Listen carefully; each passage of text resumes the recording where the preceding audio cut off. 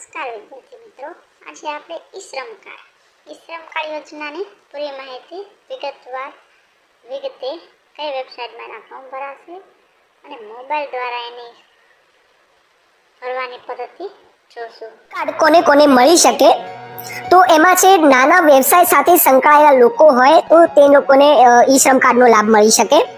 આવક મર્યાદામાં કોઈ નથી. હા, પણ જો તમે ઇન્કમ ટેક્સ રિટર્ન ભરતા હોય, ટેક્સ ભરતા હોય તો તમને આ યોજનાનો લાભ ન મળી શકે. 16 વર્ષથી 59 વર્ષ સુધીના લોકો આ ઈ-શ્રમ કાર્ડ બનાવી શકે છે. આની લાઈફ ટાઈમ વેલિડિટી છે અને આને રિન્યુ કરાવવાની કોઈ જરૂર નથી. હવે પ્રશ્ન એ થાય કે આની ફી કેટલી? તો આની કોઈ પણ પ્રકારની ફી એકદમ ફ્રી ઓફ કોસ્ટ ઓનલાઈન નીકળી શકે છે. હવે આપણે આ કાર્ડ કઢાવીએ છીએ તો એનો ફાયદો શું? આકસ્મિક મૃત્યુ અથવા કાયમી અપંગતાના કિસ્સામાં 1 વર્ષ માટે 2 લાખની સહાય મળે છે. અથવા તો અચાનક તમને અપંગતા આવી જાય છે તો 1 વર્ષ માટે 1 લાખ રૂપિયાની પણ સહાય મળે છે. સામાજિક સુરક્ષા અને સરકારી યોજનાઓના લાભો આ પોર્ટલ દ્વારા પહોંચાડવામાં આવશે. દેશમાં રાષ્ટ્રીય રોગચાળા જેવી પરિસ્થિતિ જેમ કે કોરોના કાળ હતો તો એ દરમિયાન જે મહામારી સર્જાઈ હતી તો તેવી પરિસ્થિતિમાં નાણાકીય સહાય તમારા ખાતામાં સરકાર પૂરી પાડી શકે. તો ચાલો હવે આપણે જાણીએ કે ઈ-શ્રમ કાર્ડ કેવી રીતે કઢાવવું એ પણ ઘરે બેઠા. પહેલા મોબાઈલ તમારે ઓપન કરવાનું છે ગૂગલ ક્રોમ અને એની અંદર સર્ચ કરવાનું છે ઈ-શ્રમ. ઈ-શ્રમ લખીને તમે સર્ચ કરશો એટલે અહીંયા પહેલા નંબરની તમને વેબસાઇટ જોવા મળશે, તેના ઉપર તમારે ક્લિક કરવાનું છે. જેવું તમે તેના ઉપર ક્લિક કરશો એટલે તમને આ રીતની સ્ક્રીન જોવા મળી જશે. એની અંદર તમારે રજીસ્ટર ઓન ઈ-શ્રમ લખેલું છે તેના ઉપર તમારે ક્લિક કરવાનું. ત્યારબાદ તમારે અહીંયા મોબાઈલ નંબર નાખવાનો છે. તો અહીંયા મોબાઈલ નંબર કયો નાખવાનો છે, કોનો નાખવાનો છે તે ખાસ સમજવાનું છે. જે વ્યક્તિનું આપણે ઈ-શ્રમ કાર્ડ કાઢવાના છીએ તે વ્યક્તિનો મોબાઈલ નંબર એન્ટર કરવાનો છે. ત્યારબાદ અહીંયા કેપ્ચા કોડ આપેલો છે તો અહીંયા બાજુમાં જે અહીંયા કેપ્ચા લખેલો છે એનો એ જ અહીંયા તમારે એન્ટર કરી દેવાનો છે. ત્યારબાદ અહીંયા સેન્ડ ઓટીપી ઉપર ક્લિક કરવાનું છે. ઈ-શ્રમ કાર્ડ કાઢવાનું છે તો એનું આધાર કાર્ડ અને એ આધાર કાર્ડ સાથે રજીસ્ટર મોબાઈલ નંબર જે હોય એ તમારી પાસે હોવું ખાસ જરૂરી છે. અહીંયા હું સેન્ડ ઓટીપી આપીશ. ઓટીપી છે એ તમારે એન્ટર કરી દેવાનું છે. ત્યારબાદ અહીંયા સબમિટ ઉપર ક્લિક કરી લેવાનું. અહીંયા જે વ્યક્તિનું ઈ-શ્રમ કાર્ડ કાઢવાનું છે તેનું આધાર નંબર અહીંયા એન્ટર કરવાનો છે.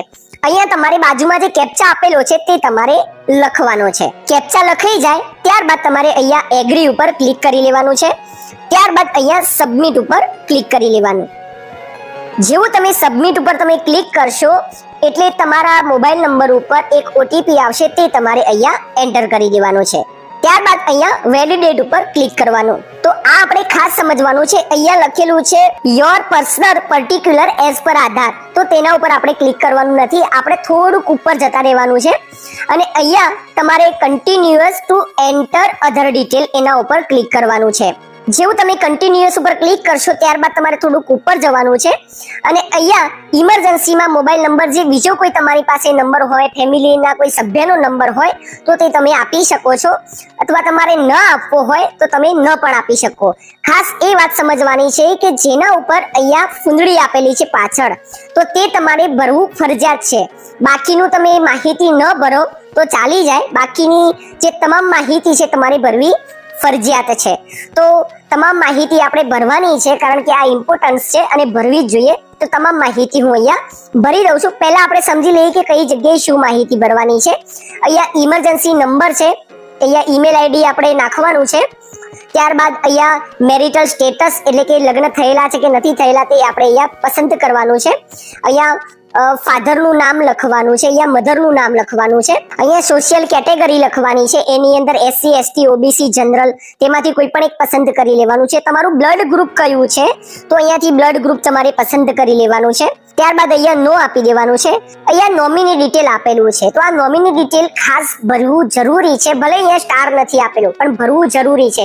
એ એટલા માટે કે જે વ્યક્તિનું આપણે ઈ-શ્રમ કાર્ડ કઢાવીએ છીએ તો તે વ્યક્તિનું કદાચ અકસ્માત થાય છે અને તે દરમિયાન મૃત્યુ થાય છે તો તેના જે પૈસા જે છે તો તે કોને મળશે તો તેના માટે નોમિનીનું અહીંયા ભરવું જરૂરી છે. કારણ કે પરિવારના જો મેઇન સભ્ય જો ખોઈ બેસે છે તો તેના પરિવારને આટલી એક સરકાર દ્વારા સહાયતા મળે છે. નોમિનીનો મતલબ કે વારસદાર. તો વારસદારનું નામ અહીંયા લખવાનું છે. અહીંયા તમારે જન્મ તારીખ પસંદ કરી લેવાની છે. અહીંયા મેલ ફિમેલ અહીંયાથી પસંદ કરી લેવાનું છે.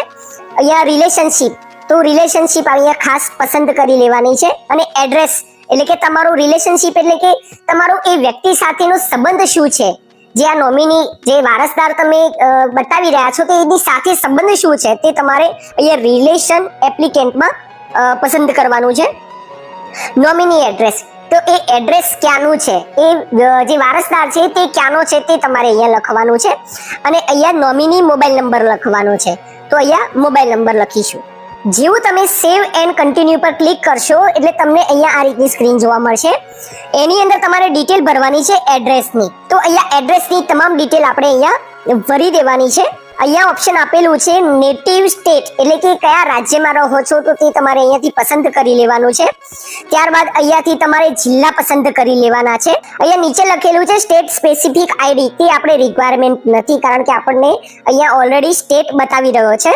અને પાછળ સ્ટાર નથી એટલે ફરજિયાત નથી, એટલે એ આપણે નથી કરવાનું. ત્યારબાદ તમે અર્બન અને રૂરલ, અર્બન એટલે કે શહેરી વિસ્તારમાં રહો છો કે ગામડા વિસ્તારમાં, જો ગામડા વિસ્તારમાં રહેતા હોય તો તે તમારે અહીંયા પસંદ કરી લેવાનું છે.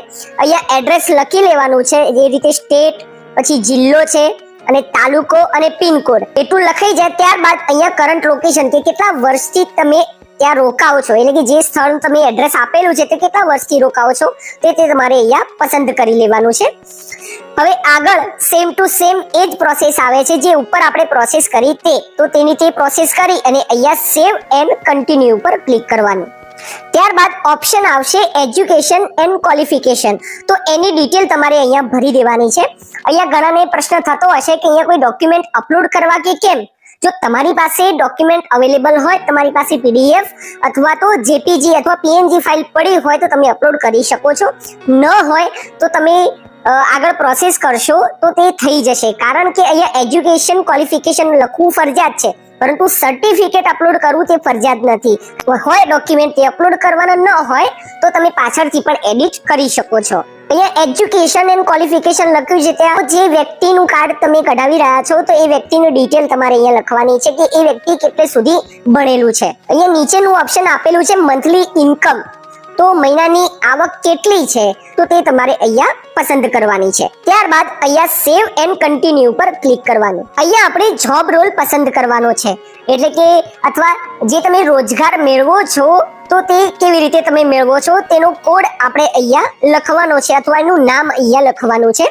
તો તમારે અહીંયા પસંદ કરવાનું છે. તો અહીંયા આપણને ખબર નથી કે આનો કોડ શું છે, તો આગળ પ્રોસેસ એ નહીં જાય. તો એના માટે આપણે શું કરવાનું છે, click two view NCO code list, તો તેના પર ક્લિક કરીશું એટલે અહીંયા લખેલું આવશે click two view NCO code list, તો એના પર ક્લિક કરીશું. ત્યારબાદ અહીંયા ડાઉનલોડ ઉપર ક્લિક કરીશું.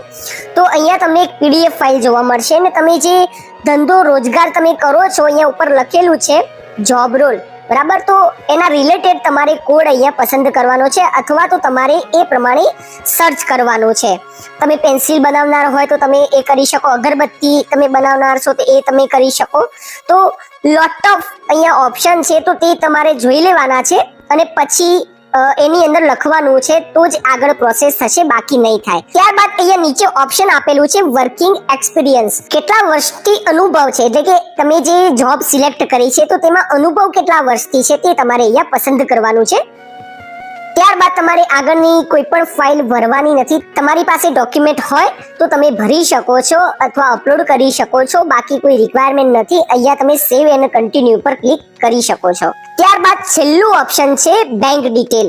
આ ડિટેલ તમારે ખાસ ભરવાની છે, કારણ કે જે સરકાર જો કદાચ તમારા ખાતાની અંદર જે આનો ક્રાઇટેરિયા છે એની અંદર તમને કોઈ નુકસાન થાય છે, શારીરિક અપંગતા આવે છે અથવા અવસાન થાય છે અથવા કોઈ મહામારી આવે છે તો તે સમય દરમિયાન જે પૈસા નાખવાના થાય છે તો તમારા આ જ ખાતાની અંદર આવશે. તો ખાસ અહીંયા બેંક એકાઉન્ટની ડિટેલ અહીંયા નાખવાની છે. તો અહીંયા તમારે બેંક ડિટેલ, જે બેંક એકાઉન્ટ નંબર છે તે તમારે લખી લેવાનો છે. નીચે ફરી બેંક એકાઉન્ટ નંબર લખવાનો છે. અહીંયા નીચે લખેલું છે એકાઉન્ટ હોલ્ડર, તો એકાઉન્ટ હોલ્ડર એટલે કે જે વ્યક્તિના નામ ઉપર એકાઉન્ટ છે તો તેનું નામ અહીંયા લખવાનું છે. IFSC કોડ તમારે લખવાનો છે. તો IFSC કોડ લખીને તમે સર્ચ કરશો એટલે ઓટોમેટિક નીચેના જે બેંક નેમ છે ને બ્રાન્ચ નેમ છે તે આવી જશે ઓટોમેટિકલી.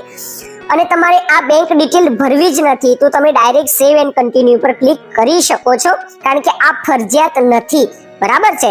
પરંતુ જે વસ્તુ માટે આપણે પ્રોસેસ કરીએ છીએ અને એ જ વસ્તુ ન ભરીએ તો તે ન ચાલે, કારણ કે આપણે મેઇન આપણને લાભ મળે યોજનાનો એના માટે આપણે કામ કરી રહ્યા છે, એના માટે આપણે ફોર્મ ભરી રહ્યા છે. તો એના માટે થઈને આ તમામ ડિટેલ આપણે ભરી દેવાની છે. તમામ ડિટેલ ભરાઈ જાય ત્યારબાદ અહીંયા સેવ એન્ડ કન્ટિન્યુ પર ક્લિક કરવાનું. ત્યારબાદ તમે જોશો તો તમારું જે કાર્ડ છે તે બનીને તૈયાર થઈ ગયું છે. હવે એના માટે આપણે શું કરવાનું છે કે અહીંયા જે પણ ડિટેલ છે તે તમારે ચેક કરી લેવાની છે કે તમે કોઈ એડિટ કરવા માંગતા હોય બરોબર છે કે કેમ, તે તમારે અહીંયા ખાસ ચેક કરી લેવાનું છે. હવે આપણે અહીંયા શું કરવાનું છે, એડિટ કરવું છે તો તમે એડિટ કરી શકો છો, અથવા તમને એવું લાગે છે કે ભૂલ નથી તો તમારે અહીંયા સબમિટ ઉપર ક્લિક કરી લેવાનું. સબમિટ ઉપર ક્લિક કરતા પહેલા તમારે અહીંયા જે ચેક માર્ક છે તે તમારે અહીંયા રાઈટ કરવાનું છે. ત્યારબાદ તમારે અહીંયા સબમિટ ઉપર ક્લિક કરવાનું. તો તમે જે વ્યક્તિના નામનું ઈ શ્રમ કાર્ડ બનાવ્યું હશે તેના મોબાઈલ નંબર ઉપર મેસેજ જતો રહ્યો હશે અને એનું તમારે UAN કાર્ડ ડાઉનલોડ કરવું હોય તો તમે ડાઉનલોડ કરી શકો છો. તો અહીંયા ડાઉનલોડનું ઓપ્શન છે તેના ઉપર ક્લિક કરવાનું અને અહીંયા ડાઉનલોડનું ઓપ્શન આવે તેના ઉપર ક્લિક કરી લેવાનું. તો અહીંયા જે કાર્ડ છે તે તૈયાર થઈ ગયું છે અને આને તમે કોઈ વ્યક્તિને WhatsApp ઉપર પણ મોકલી શકો છો અને પ્રિન્ટ આઉટ પણ કઢાવી શકો છો.